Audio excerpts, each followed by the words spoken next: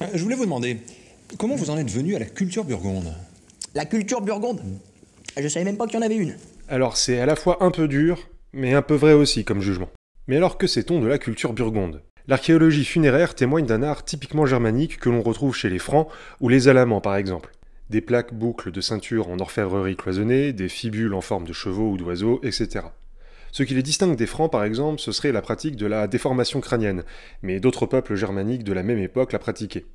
Il semblerait qu'il n'ait pas eu une culture originale, mais ce serait plutôt fondu dans la culture romaine des territoires qu'ils ont occupés dans leurs divers royaumes successifs. Ça se voit surtout dans l'architecture, dont l'évolution est au diapason du reste de la Gaule tardo-antique, pendant le règne des Burgondes.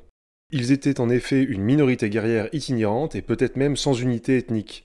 Ils se sont donc adaptés à la culture gallo-romaine, puis franque après la conquête. Mais les Burgondes ne sont pas avares de paradoxes, puisqu'à partir de la conquête franque, justement, on voit apparaître dans l'ancien royaume burgonde une culture matérielle originale, en particulier des garnitures de ceintures de bronze ou de fer retrouvées en grand nombre dans les cimetières de Bourgogne, Savoie ou Suisse romande entre les 6e et les 8e siècles après Jésus-Christ. Ces ceintures, souvent de forme trapézoïdale, représentent des figures monstrueuses comme des griffons ou des hippogriffes, des thèmes orientaux très populaires dans le monde romain. On trouve aussi des thèmes chrétiens empruntés à l'Ancien ou au Nouveau Testament, ou encore des figures de haut rang, c'est-à-dire des figures humaines en train de prier. Certaines boucles sont même dotées d'un compartiment pouvant contenir une relique. Les Burgondes ont donc laissé leur marque dans leur ancien royaume, donnant naissance à un particularisme régional, et les sources écrites témoignent même de la permanence d'un sentiment d'appartenance encore vivace dans les élites romano-barbares à la fin de l'ère mérovingienne. Il y aurait encore beaucoup à dire dans une vidéo plus longue. Si tu veux que j'en consacre une au sujet, n'hésite pas à liker, à partager et à mettre un commentaire, ce serait hyper sympa de ta part et ça me motivera à la faire.